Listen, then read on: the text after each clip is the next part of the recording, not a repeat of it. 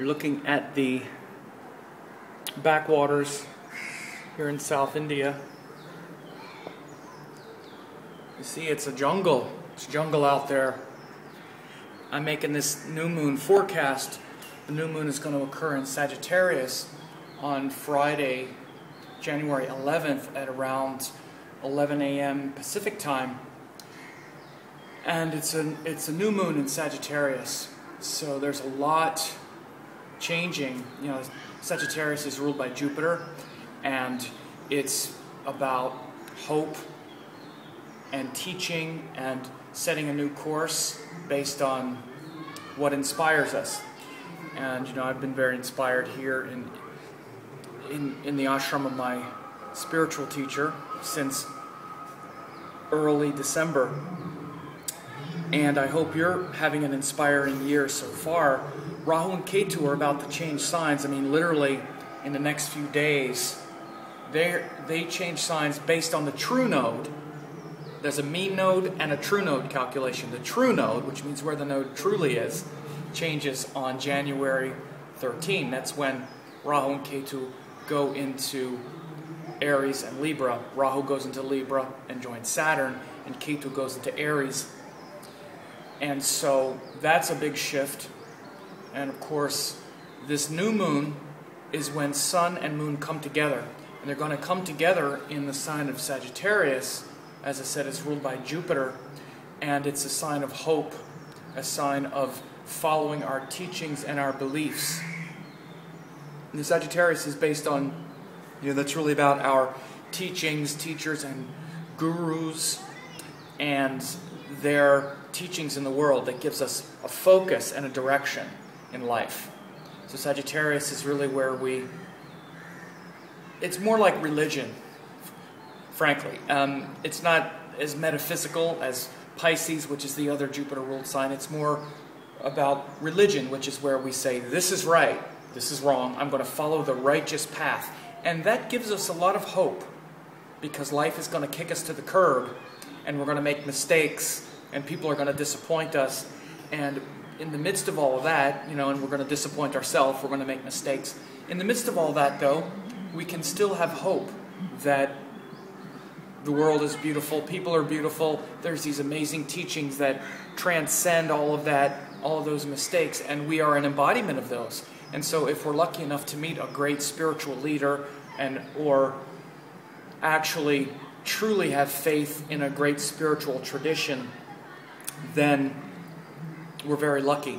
Now, faith is related to Jupiter, which is where we believe, but faith must be tempered with intelligence if it's going to be spiritual. So it's very easy to believe in something and then not actually test the belief and not actually, so then it doesn't really make sense to us, and then we can't explain it very well, we don't understand it very well. When you combine great teachings and great wisdom, which is Jupiter, with your intellect, your intelligence, and understanding things on your own terms rather than just believing blindly, that's when these teachings and these beliefs become spiritual. Because then you also see the relative nature of your beliefs and also honor other people's beliefs and see that the beliefs have a common spiritual thread. And many times when people just believe, which is Jupiter, but they don't understand the beliefs or they don't investigate them and they don't truly understand them, their beliefs just become religious, which can just be dogmatic.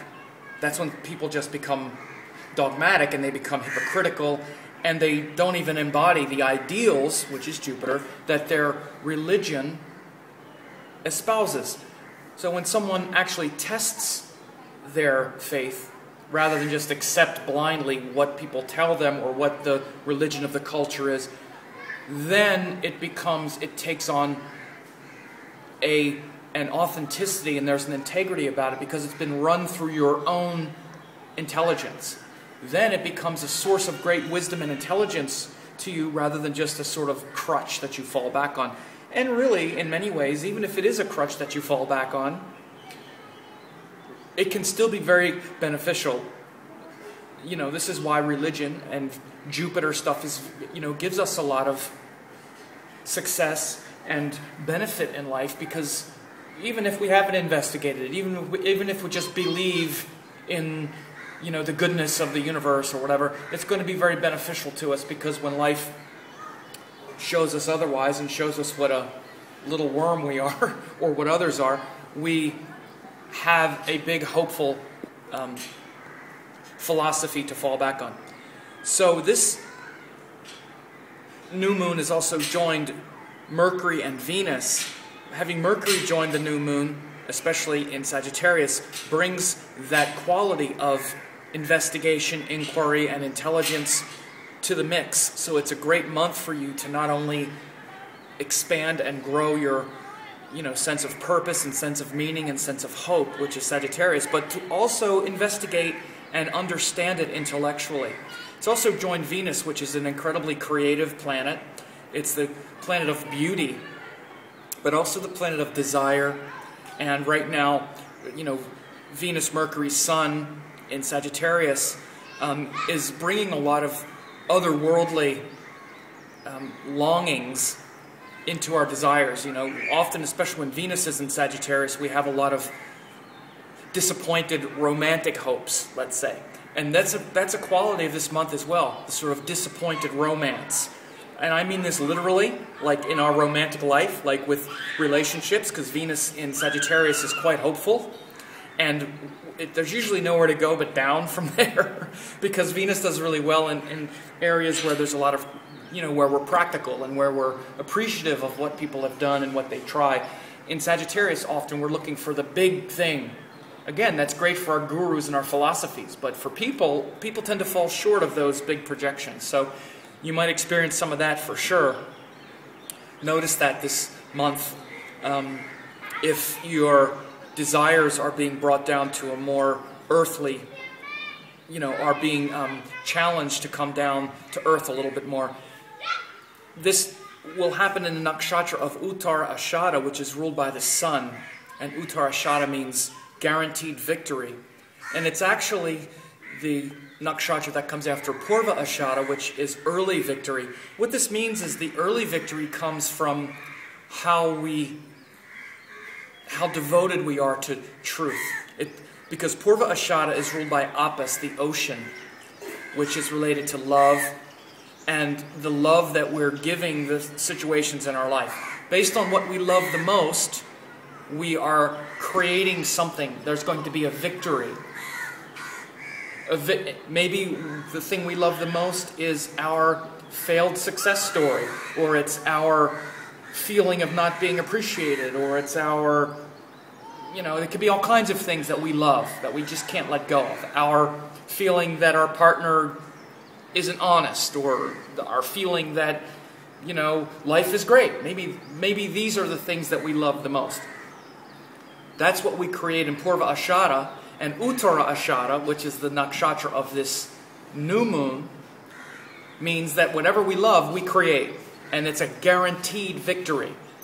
So think about this. It's a great nakshatra of manifestation based on what you believe is true, what you believe in, based on what you're hoping for. And this hope, projection, belief is going to guarantee a victory. So look at what's victorious in your life and what you are guaranteeing is going to show up, and what's going to be victorious over other things. Because if you're certain of the sad story, it's going to be victorious over the happy story. If you're certain of the happy story, of course, it'll be victorious over the sad story.